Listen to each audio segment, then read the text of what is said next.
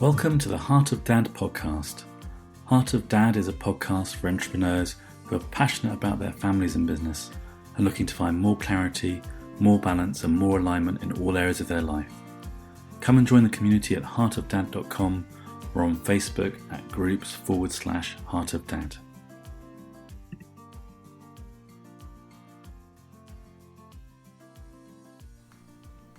This week on Heart of Dad, I'm delighted to be interviewing my friend Stephen Walsh.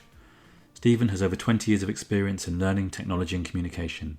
He co-founded Kineo in the UK, which grew to be a global leader in digital learning before it was sold in 2012. Stephen's also a co-founder of Anders Pink, a content curation tool that helps professional teams continuously learn about any topic and integrates with any platform or app. He's also a co-founder of Buzz Sumo, sold in 2017, and an advisor to several technology companies. A regular blogger, writer and speaker and author of 2 books on continuous learning and content curation, Stephen is passionate about continuous learning, new technology, startups and effective communication, in particular writing, to communicate ideas. His passion for writing has recently brought him into the world of fiction, specifically short stories, and he's been shortlisted for 3 literary prizes in 2019 and has had work featured on RTE Radio and in The Stinging Fly. He's working on his first short story collection, and he lives in Dublin with his wife and 3 children. So I'm really delighted to welcome my great friend Stephen today to the Heart of Dad podcast. And welcome, Stephen. Thanks very much for having me, Matt. So just tell us a bit about yourself, Stephen. Who are you? What do you do? Why are you in my life? Just the easy questions to kick off with. I've spent about 20 years, I suppose, in learning and technology primarily. Digital learning work that we did together. On that journey, I co-founded with yourself and our dear friends Kineo, which was an e-learning company, so I helped to grow that. I was mainly wearing, I suppose, consulting, sales, marketing, communication, various other hats as we grew that business. We sold that, as you know, a few years ago, and then started another business called Sumo. We sold that, and on my 3rd business now called Anders Pink, which is a content curation tool. So I've been fortunate enough to kind of be a part of the growth and startup story 3 times now, and that's been a considerable part of my life for the last many years. Alongside that, I suppose, I've spent a lot of time writing and communicating, and that's always been kind of a switch that I've turned on and off in my life depending on how much time I have. But I've recently given myself a bit more over to that, so I've focused more on writing. I've been writing various short stories, putting some of those out in the world, and getting a collection together. So I suppose the third reason why we're here is I'm a dad. I'm father to 3 children. Ages Eve is 14, I get that wrong. Maeve is 12, and Cormac is 10, going on to 11. And I have a wife as well. I don't know how much information you need in terms of my wife Dawn holds it all together. Yeah, I have to include Dawn, of course, in all this. And I think you're very modest about that story, of course, because I know you're not only instrumental in all those things, but phenomenally talented and probably the funniest man I know in the world as well. Just so quick-witted. I have to be very sober and serious now for the rest of the podcast too. That's it. Yes, to prove me wrong. Damn you. So, as you said, this podcast is about being a dad and an entrepreneur. The intersection of 2 seemingly opposed forces in life, I would say, in my personal experience, and not all the time, obviously. And I was reflecting back, and I asked you, gosh, was Eve even born when we started Kineo? And you said, yeah, she was 1. And I thought, it kind of stopped me in my tracks, not only because of the passage of time, but also, geez, I just had no idea, I think, what you must have been going through, having a startup business and also a child of just 12 months. And I wondered if you could cast your mind back to that time and talk us through what it was like for you. Well, I think the fortunate thing is probably it's almost like having been in a war. I can barely remember it, unfortunately, neither can she. But if I am being honest about what that was like, I did kind of in thinking about today. I used to keep kind of I called it a blog, but I never published it. But kind of notes to self about what was happening at that time. Kind of sporadically, I would kind of come in and come out of it, depending on what was going on. My feelings around that time. Obviously, Aoife was born in 2004, and joyous, incredible experience for us both. But I think even almost immediately after she was born, we were already in the kind of planning and starting phase for Kineo. And by the time we actually kind of launched the business, she was just coming up on a year old. And I think I think, can I speak about my own experience about being a dad? I think there is a lot of fear that comes, almost a primal fear that comes when a child enters your life, and they are, to state the obvious, utterly dependent on you in those early years. And I think that was doubled down for me because I quit my job and we'd taken a risk together to start a new business. And I think we were all optimistic and confident, but if in heart of hearts, I didn't know if it was going to work. And I found, the kind of Maslow's hierarchy of needs. I was immediately going, am I going to be able to provide shelter, feed this child? Fortunately, Dawn has a very, very successful career of her own. She was working all that time as well. So that provided a massive ballast and support and security for us. But I think there's almost an ego fear as well, as can I be the provider, which I think is such a silly word. Really, it's almost has kind of caveman qualities about it, that it's about can you provide food and light and shelter. And but I think starting the business, I was really worried about that. I was really worried about not being able to pay ourselves for a while, taking a risk, and countering that was a huge amount of excitement. At the same time, I was really excited about growing the business, what we were doing together, the fact that there was four of us in it initially, and then five. We were a partnership. We were kind of rooting for each other. And I went into it full tilt. I really threw myself fully into it. And I almost think, and I was talking to my wife Dawn just kind of earlier about this, she's saying kind of in those early years, you can kind of get away with that because children are not, they're not sentient around your every coming and going. I mean, in a deep physical sense, they're aware of your presence or absence in the room. But what they ask of you is actually relatively little if you're ticking those kind of primal boxes. And I think I allowed myself to think that that was good enough, and that there was some kind of unspoken deal I was doing, which was if I plow into this business and if I, really try to make a success of it, then I will be able to kind of shift priorities, which was a hilariously foolish errand to send myself on, because the business continued to grow, and as you'll well remember, every stage of growth comes with excitement, but it's almost like playing one of those PlayStation platform games. You get to the next level, and then there's an even bigger challenge ahead of you, an even bigger battle to fight on a different scale. And while we were kind of leveling up and stepping up, the growth of the business and expanding, Maeve was born 2 years after Aoife, and then Cormac was born 2 years after that again. So it was a point where we had 3 children under the age of 4, and the business was just about 3 and a bit years old, right at the kind of key, growth.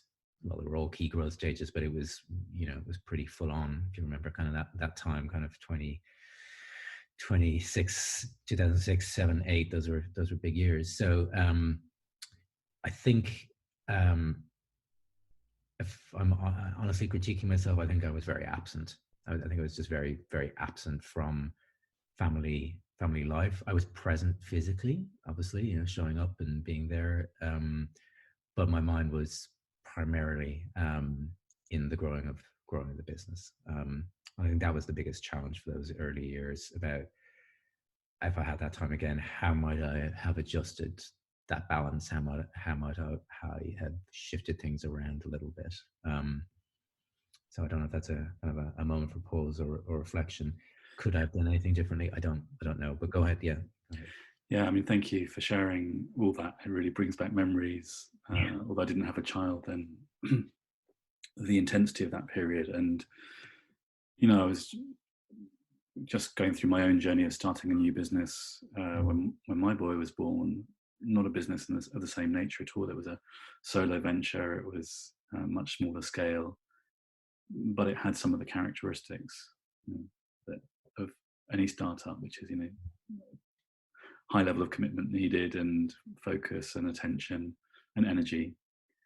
And it took me back to that time, and particularly you, because you and of course Sven, when he came in, also had children during that period, whereas the others in the group either had older children or, like me, Yeah. didn't have a child at all. And yeah, to have gone through that experience with 3 children under the age of 4 is quite extraordinary. Um, and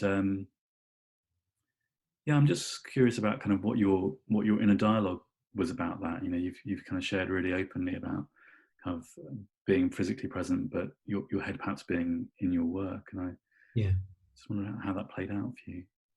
Um, I think a lot of the time what I was doing was, tr- I think trying to I was almost using the um, kind of a bit of learned behavior. If I speak a little bit about my own father, who was a businessman and worked very hard, traveled a lot, ran a business in Ireland, um, and I think there's almost two layers coming in on me. There is, I think, when you become a dad, your one's primary, if not sole, reference point is how you were parented or fathered, if that's the right word to use. So that was my reference point. Um, and my dad was also a businessman, and that was a reference point for me. And I think probably subconsciously or not fully consciously, I was starting to model behavior that I had seen and experienced. He was and is a great father, but there were certainly years where work came first, and this was a different era, a different time, perhaps different expectations on men. But I think it is very easy. It certainly was very easy for me to say, well, this is what men do, right? This is what entrepreneurial men in particular. And I know we have a dad focus here. I don't think this is exclusively male, but I only speak from my own experience. Is that we put our heads down, we work, and we try, the empathetic, compassionate, patient, kind side of being a dad. You kind of have to put that in a box, and it's very hard to be both of those people at the same time, even if you really want to. At least that's the story I told myself, which is, I'm going to drive this thing forward. Of course, I'll be there for birthdays and Christmas. I missed several birthdays and narrowly missed a few Christmases, either physically or just mentally. I decided that has to come first, and I think there were several moments, I think, with the kids where I was very conscious of that, very conscious in the moment of making those decisions. Many times, maybe get up early with them and sit on the couch on Saturday morning and be watching Peppa Pig or whatever it is, and there's a little one of those little dopamine hits on your phone of an alert, and um, I didn't have the will to say that's not important right now. I decided that it was, and I would look at it, and then how that goes. 5 minutes later, you're feverishly typing an email that really doesn't need to be sent in this moment right now. I was just doing it because I wanted to be, I wanted to please people, whether they were colleagues or clients, or I just wanted to be fast, be responsive, be proactive. And I think the irony of that is all of those things that I could have been in those moments for the kids. I decided to put other people first, and work is a really alluring construct for people like me who like to please, like to be liked. I'm happy to admit and acknowledge that. Want to be successful and well thought of, and can take action quickly to make that happen. It's a very tender trap, because your kids will kind of let you off. You need to leave the room, or look at your phone for a few minutes. They'll let you do that, But that becomes a very addictive cycle. And I remember lots of moments where just kind of micro prioritization, where I was doing that stuff first. Or every Sunday night, I used to say, well, I want to get a jump start on the week. So come 5 o'clock, 6 o'clock, I need to step away and physically step away. So that's kind of a garden office that I go out to, and I'd be gone. And that was kind of a big chunk of the weekends. I was making conscious decisions to step away. And, Dawn was incredibly understanding and supportive of all this. This was kind of, she knew this was really important to me. But I think that's something that is really careful to watch for, particularly around how much external communication you let in all the time. And it's so easy to do it through email or all the other means of accepting and receiving notifications. And I just probably tried to say it, and I won't be the first to say it, is just how important it is to choose to switch that stuff off. And even if you don't have a great plan for what you want to do with your kids, because I found this as well. I used to always, I'm on a rant now, so do stop and redirect me if you want. The times when I would say, okay, right, let's do family stuff, I would approach that family stuff with kind of the same business mentality that I would approach something at work, which is, right, so we've got 3 hours. What are we going to do? How are we going to maximize familial enjoyment and togetherness in this now 2 hours and 58 minutes? And, I would think every time we had to spend together, it had to be some kind of perfect, amazing, all 5 of us heading off on some great hike or whatever it might be, and put an immense amount of pressure on a limited amount of time, because I had too high expectations, and I was probably bringing some of that high expectations that I had for our business and for myself and projecting it onto family life, which is causes a huge amount of tension and, of course, disappointment or a sense of things not being fulfilled, and Saturday is slipping away because we're stuck in traffic for half an hour, and all those feelings. And then, I wrote a lot about those feelings at the time of just asking too much of time. And instead, I think what I've learned in later years, where I've slowed down a little bit and kind of approaching these a little bit differently, is there's a huge amount of value in doing nothing with kids, in just being around them. Dawn calls it just pottering about. They don't really need to go to a restaurant or a great holiday, or every day doesn't have to be the circus. It can be, let's just, sit around and watch a movie, or, play a game, or something like that. And I think the joy of family life comes in those tiny, tiny moments. And I let a lot of those potentially tiny moments go by putting other things in front of them. If I'm going to look back on it, that's a deal I probably did with myself, because if I hadn't invested that time, would I've had, the success that, you were an instrumental part of, that we shared, and that, has afforded us both a degree of freedom to maybe recalibrate our lives a little bit. Did one of those things have to happen to achieve the other? Probably. And my relationship and how I approach relationship with the kids, how I think of myself as a dad now, has changed really quite substantially since those early years. But they still kind of ring in my ears when I think back about times. I mean, there's so much in what you just shared there that I'd like to pick up on, but there's a couple of things really. The first, I think, where you ended, like, I'm curious to know where, in this recalibration, what's shifted now in your relationship with your kids. Mm-hmm. Well, it's always a shifting thing with kids, isn't it? Because they're getting older all the time. I mean, looking at Aoife going from being, a baby when we started, working together, to now being really a young woman. Huge amount of change there. And I think what they need from me, or from us as parents, but from me as a dad, has changed a lot, in that time. And I think, and this may be cognitive dissonance, I think they need me more now than they did when they were, crawling around the sitting room. I think those kind of basic needs of food and shelter, of course, they never go away. But now there's a lot of there's a lot of transport. First of all, there's a lot of unpaid Uber work that gets done, but that's fine. But I think it becomes more emotional, as they step into the world and form friendships and become independent decision makers and develop their own tastes and interests and likes and dislikes and have challenges and maybe have setbacks of their own. Being able to be there to have conversations with them around those types of things, and to be able to, I don't think of myself as a great coach in the way that you are, but to be able to kind of guide them or reflect or share experiences in a more mature way.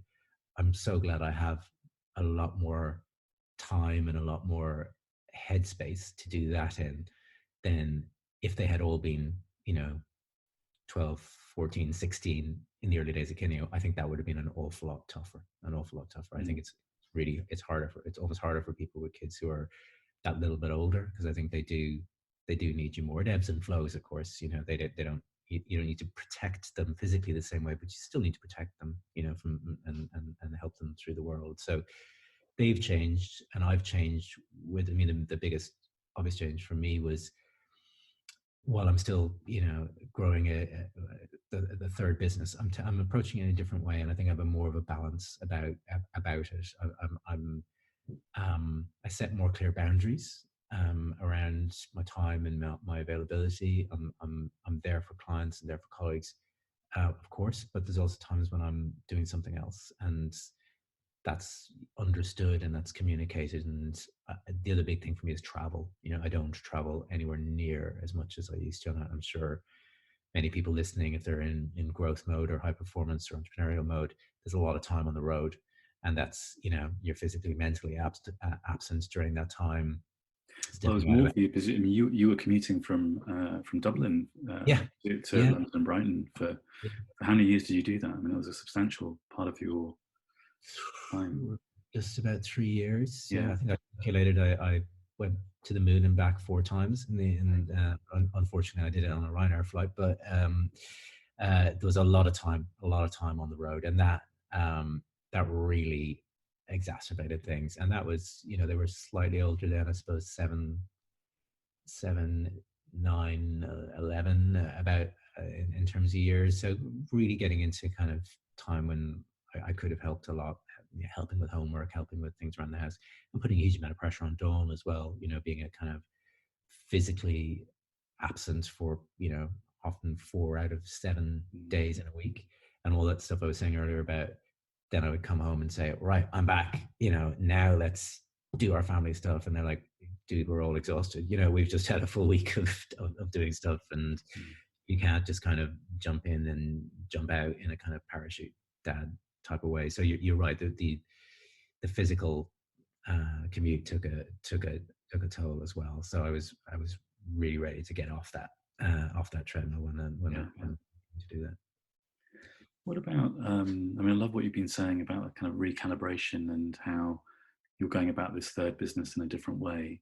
And I'm kind of linking it back to what you were saying about dopamine hits earlier and sitting on the sofa. And I remember that time also, when we had our Blackberries and then iPhones after that. And of course, that constant awareness that you have of email traffic coming in. And I think in those early years, particularly where we were kind of selling and doing in our business, which you do in startups, the intensity of that was, for me, it was thrilling and exhausting.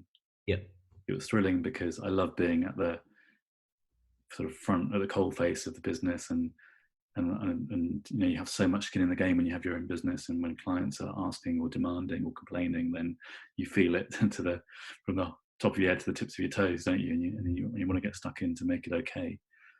And I know that you're not in a service business now. You're in a software as a service business rather than a pure time and materials type business. And I'm just wondering how you've kind of made that shift within yourself, going from the person who, I don't want to call you reactive because I never experienced you as reactive, but the person who was ready to respond to any call and need. You were like kind of in the fire brigade. We were all like that in a sense, ready to sort of suit up and slip down the fireman's pole and Yeah. rush to the emergency, and how you've moved away from that.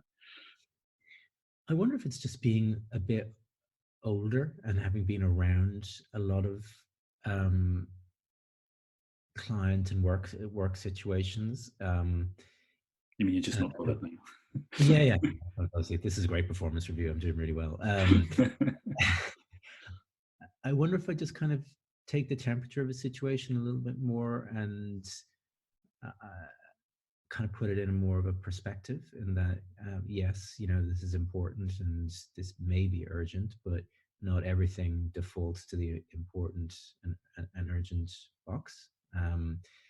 And encouraging other people who work with me to have that sense of I suppose respectful pace as well, because I think if you go full tilt at something, yeah, I really admire people who can do that every day and who get up at 6 a.m. and work till midnight. If I do that more, on a regular basis, I'll burn out, Mm. which, and I think there's a big difference between doing that when you're, um, 30 versus, I'm 47 now.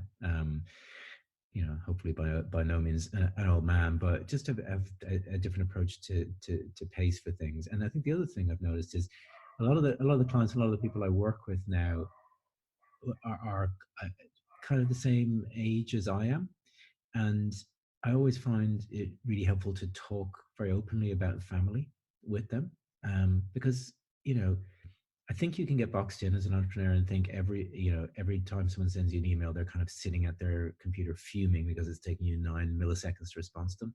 But they all have families and lives and commitments and other things going on as well. So I try to approach it from a place of empathy. And that's not about saying, I'm using family life as an excuse not to get back to you. It's about saying, I'm out this evening and can we talk tomorrow? And 99% of the time people are like, yeah, fine. It's not as big a deal. These emails, these dopamine hits that come in, these aren't edicts. They're not binary on you. You've got a choice about how you react to these things. And you can set a tone and set a pace.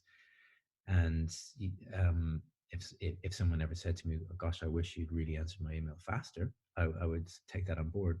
But I've never really heard that. Mm. It's more, can you give a considered response at the right moment? And faster is not always better. I find in that regard. I think all of us kind of slowing down a little bit and finding the right pace to respond. Yeah. Now, when you're starting a business, as you rightly said, we used to make that joke at Kineo that it's the people who stay up the latest that will win, because they're the ones that show that extra level of commitment. And in a service business, when you're trying to prove yourself, I think there's an element of that's true. You do want to go the extra mile or the extra 10%. But I don't think that's sustainable over time. So a slightly different pace. I'm also lucky that the business, Anders Pink, we work remotely. All of us work remotely, and a couple of people I work with have younger kids. Their kids are actually about the same age as my kids were when we started Kineo. So I'm very mindful of that with them, and I'm very mindful if they're responding to emails at 9 or 10 o'clock at night. I want it to be because they want to, and because maybe they've flexed their time and taken some time off in the afternoon to go to swimming lessons or pick up their kids from school. It's not because they have to. And I don't know, maybe I'm too soft, man. Maybe I need to crack the whip even far more than I am. But I think it's just a more humane pace. Yeah, Get I, at. I, that, that's it. I love what you've just been sharing there, because it is a humane, kind of respectful way of allowing people to show up for their business, but also show up for their lives, which are Yeah. the lives beyond their business. And I, time has a lot to do with that as well, mm, because you know I work remotely. I'm working from home today. I'm mainly here at home. I love bringing well, the girls walk to school, but my son Cormac, he broke his leg a few months ago, so I'm driving him back and forth to school every day, which means we get about 20 minutes in the car. Cars are great for parenting as well. I find there's something about, someone else wrote about it. It's, you're side by side. It's not eyeball to eyeball. It's not kind of a height difference, even though he's nearly as tall as me now. It's not confrontational. It's more just chit chat. And there's a huge, going back to what I was saying about kind of value doing nothing, just talking nonsense for 10 minutes. that's really valuable to me. That accrues, I think, more to me than let's go to, some big event or something that's billed as a, father son kind of time. That to me puts too much pressure on things. But I'm saying, for anyone who feels like I really want to pick up my kids, and I also every Tuesday I want to take 2 hours out and just hang with them because their energy is right at that time, and so is mine. And I'll answer my emails at 10 o'clock. That's fine. Why can't we just reconfigure our time like that? I think we can all just be a bit more fluid and flexible and ebb and flow around our energies and our family's energies. That's such a nice insight as well, because one of the topics that comes up a lot in these conversations I'm having with entrepreneur dads is the word balance. Mm. And it's almost what I'm seeing, and I've just heard you say, Rid, in a sense that balance isn't a fixed idea. There's not like a input output model involved. If I put in these number of hours in my work life, I can have these number of hours in my family life.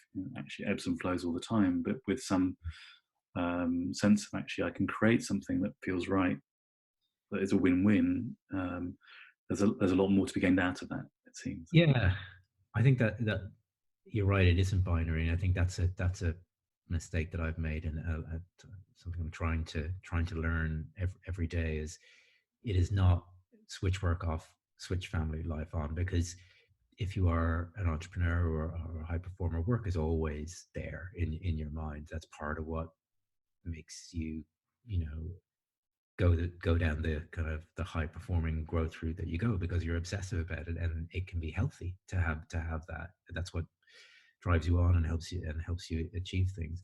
So I would find it very difficult to say I'm switching absolutely everything off my mind. I don't think the mind works that way anyway.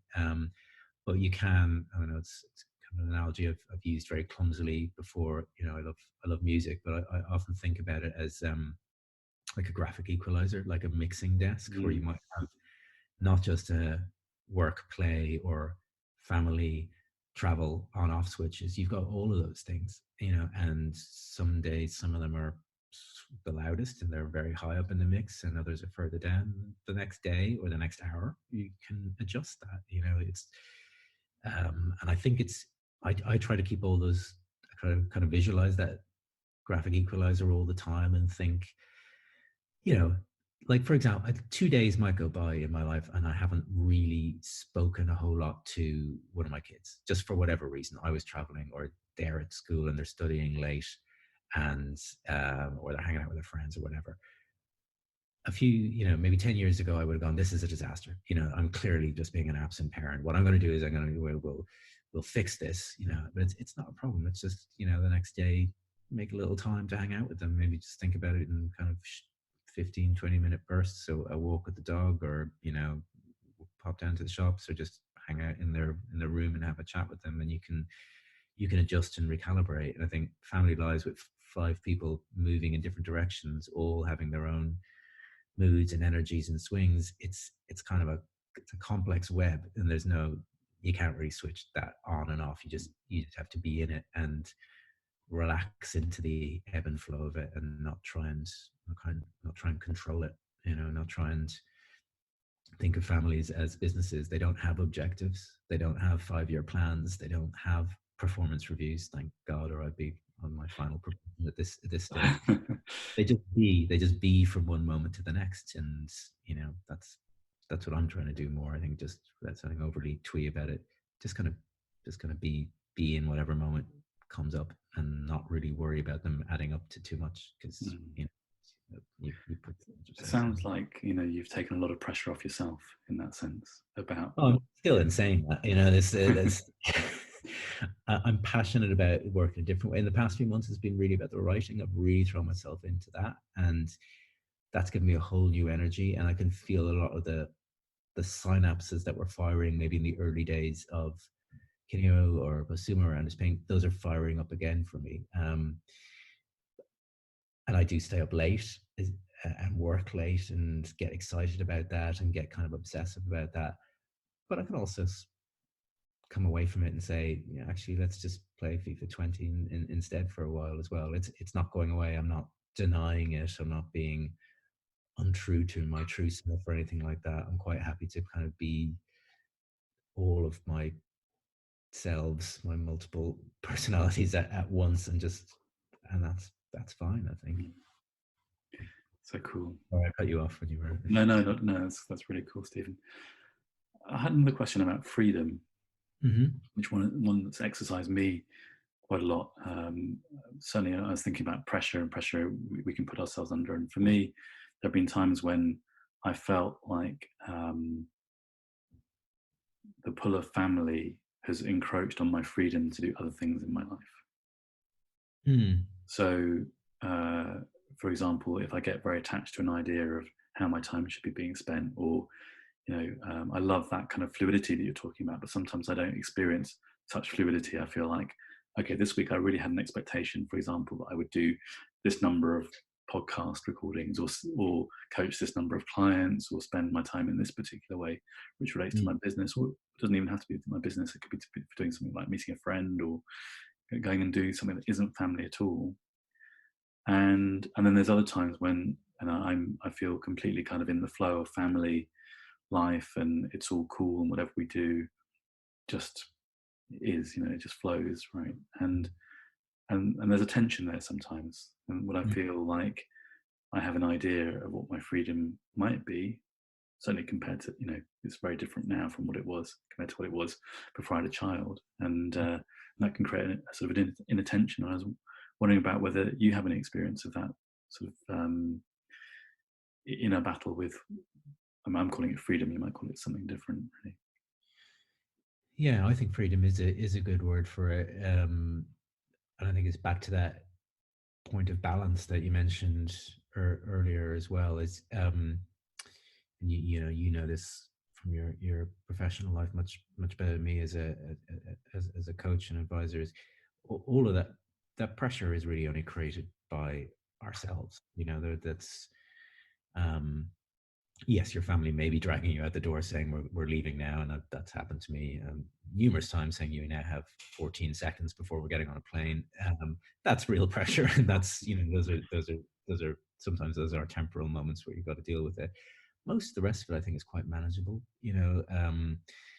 I have a good sense of what I want to get done, but I've kind of backed away from. I used to be an absolute devil for writing lists and saying Monday, by the end of Friday, the 10,000 words and this many meetings and this much sold and this and this and this, and you find yourself just kind of boxing, or I found myself just boxing myself into grid lines every week, and having just completely unrealistic expectations for myself and how the rest of my family were going to conform themselves around my expectations of what I would get done.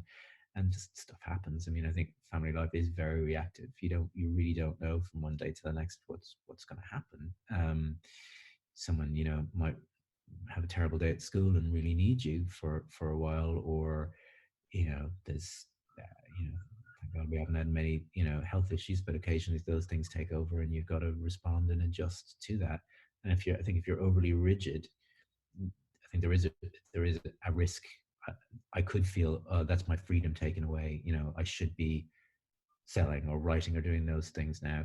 But next week is another week, and I think the units of time that we choose to measure these things against, I think it's a bit of a rod for our own back. So having said that, I do think in units of weeks just because it's convenient.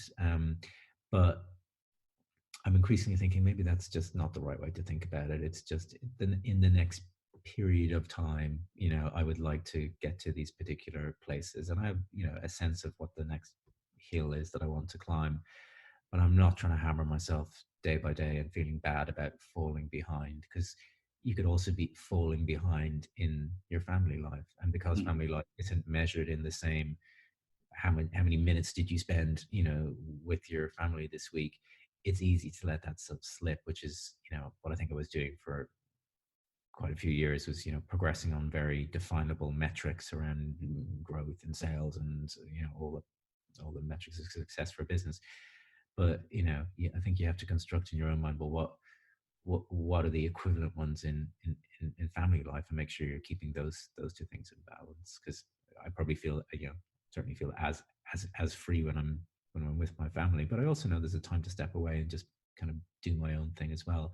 And I'm incredibly lucky that they all do too, because they're very quick to recognize that's quite enough of you for a while. Go away and do your thing, and we'll catch you later. So it's good to have that balance.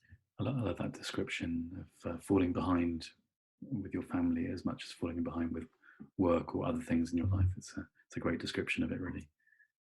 Yeah, it's so easy to do as well, because we don't track it the same way, do we? Yeah. We do feel it. We do feel it, and by the time you're feeling it, it's probably time to do something about it. Yeah. I wanted to circle back to something you were talking about earlier, and maybe when you were involved in that commuting and kind of the more full-on period of growing a business and having younger children. And I'm just wondering how you dealt with absence, when you were away on the road a lot, or not staying back home. And you described beautifully that sort of coming back and putting pressure on yourself to make a weekend of it with your kids and Dawn, and they're not being in the same place necessarily. But I'm wondering, when you were actually away and busy with work, how did that play out for you, the absence? In terms of how I personally was dealing with it, I tended to throw myself very fully into work, because I knew I couldn't step out of the room and just sit on the couch and chat with Dawn, or chat with the kids.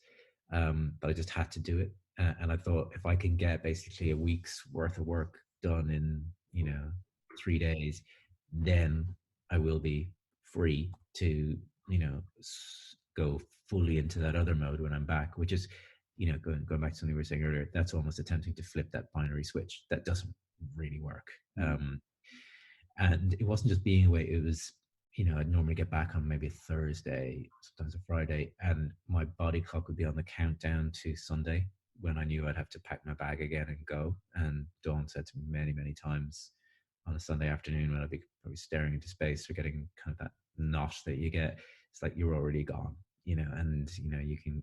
So even though I was physically here, mentally I was still on the road a lot of the time as well. So I think it played on me quite a lot. When I was kind of alone, or not alone, so I was working with you and other people, but when I was away from the family, I took great comfort in looking at pictures of them. Just having, the way you take millions of photos on your iPhone. I remember one trip, actually you were there, we were in Australia. I just felt really lonely. I felt really isolated, and such a huge geographic separation from UK to Australia, but time zones are all off, and you're ringing home and it's the middle of, it's nighttime, but they're getting up for school. I found it just so disorientating. And that time on the phone, I think, is not very good either. I'm not great on the phone anyway, but talking to, a child on the phone, I find it just too disembodied. So we generally have, my family phone calls are pretty transactional now. It's, when are you going to pick me up, or I'm outside the school now. It's not really chatters like that.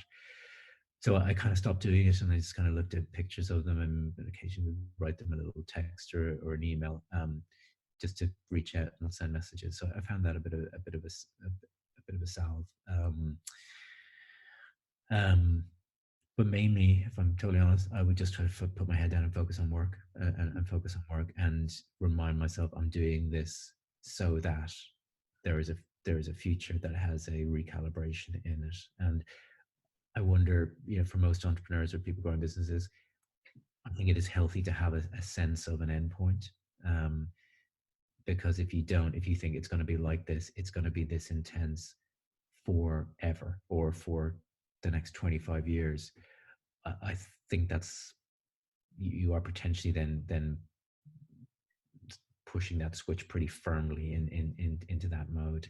And I think, without being cliched, talking to other people who've said, I don't have a good relationship with my grown-up kids because I wasn't there, and because, and you can project all sorts of reasons onto that. But I do think it's worth thinking in terms of when will this journey end, or when will this train at least slow down, and what can I do to help it slow down? It's hard to think like that at the start because you're going for it at full speed. But as your life changes, that's the great thing that kids do is they encourage a change in you tacitly. You have to become a slightly different person. You have to adjust your mix and your attention and what you give energy to because of them. And I'm very glad that they're there and they're in my life, because they have enabled as much change in me as I've enabled in myself. Mm, beautifully put. Yeah, children are very grounding. Because I've noticed that in my own kind of propensity to get caught in my head and in ideas and lists and to-dos and expectations, that takes me out of the present moment, Yeah, my son brings me back into that moment, because yeah, uh, yeah, that's the only place that they they live, right? absolutely. And that's the beautiful thing about them. And they do just go moment to moment. And I think that's another thing I've kind of learned is, as a dad, is it's so easy to look at a child or engage with when you're kids and see their entire history of moments in that present moment. And I think that's how I've found myself getting to a cycles of saying, you're always untidy, or you never, you know, do your work on time, or whatever that is. And it's so unfair to do that. And I'm trying to ban those always never words from Mm, my vocabulary, um, because they're just going moment to moment.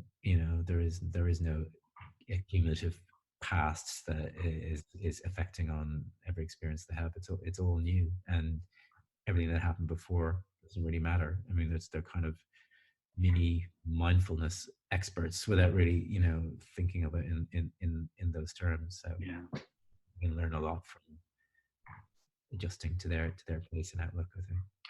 I think that's so true, and particularly challenging for, I think, for people who have a very entrepreneurial mindset, who tend to be very single-minded on a particular track. Um, some of my stress in life has been because I've been so focused on that track. Any kind of noise from the side that's trying to pull me in a different direction has been quite difficult to either listen to, or to find myself switching from that track into another track. Although I would generally say I categorize myself as quite a flexible person, Yeah, but yeah, that particular switch, if I'm like really kind of focused on what I'm doing, to have to switch into that other mode, I've always found that quite challenging. yeah. But you were very, very disciplined around that when you're focused on something, but also very changeable as well. I mean, you've made massive changes in your life, not least, of course, having a son enter it, but in terms of what you've done in career-wise as well. And I think what's the point I want to make about that is I think it's also healthy for your children, for my children anyway, to see that you can change as an adult, that Mm, you don't always have to be the dad that you were when they were 12 or when they were 2. You don't always have to stay even in just practical terms, you don't have to stay in one job or one career. You can change things, you can do different things. Now I know I'm speaking from a position of great luck and fortune that I can say that, and I know that's not necessarily true for everybody, and everyone's circumstances differ. But I've made massive changes, in where I've lived, in my career, in my life, and how I do things. And I've never sat down and given them this, you can do this kind of lecture. Would sound so fake, and they'd be on their phones in 5 seconds if I started doing that. But I hope some of that is seeping in, that you can kind of choose what you want in life, and you can change direction. If you feel there's something else you want to go towards, and I think education systems sometimes aren't quite great at conveying that message, that you kind of get down a certain track and you're on that track. But you can choose to derail yourself, to overwork that metaphor, and go in another direction. And I think it's because they affect change in me, and maybe indirectly they kind of maybe get some ideas about different things you can do in your life as well. that's such a powerful example you're sharing about how we can influence without having to preach or dictate that they can see you as a role model for somebody who's been able to change in their lives in so many different levels, emotionally as well as kind of practically through your work and your pursuit of your passions. Yeah, I still do an immense amount of incredibly stupid things in front of them. Just to clarify, Yeah, well, I think we're all fully paid up for that club, right? It sounds very zen, Dad. I still lose my temper all the time. I still get really impatient. But they call me out. They say you're being too impatient. And I think something I've realized just as they get older and more articulate and more observant is they are always watching you. They're always taking cues from not just as a dad, but as a parent. They're always watching, and I think even if they can't express it, even when they're very young, I think the signal you're giving is this is how you're supposed to be. This is how you're supposed to be as an adult. And if that's supposed to be as it was for me, was completely focused on work, quite impatient, very goal driven, not a lot of time for sitting around, constantly looking at my phone. They just gobble that up and say that that's it, and that's the script you're writing into them that they will, assume is the right way to be. Now, obviously, they'll make their own choices in life, but you you have an incredible amount of responsibility as a parent, I think, to not just set example in the virtuous sense, but it's in your tiny behaviors. I think that children are just they're so observant and they absorb that behavior really really quickly, and I am conscious of that because I have seen it in my kids. Sometimes they get a bit impatient, and as I did from my dad, is to think, particularly around impatience or just kind of wanting to push on to the next thing.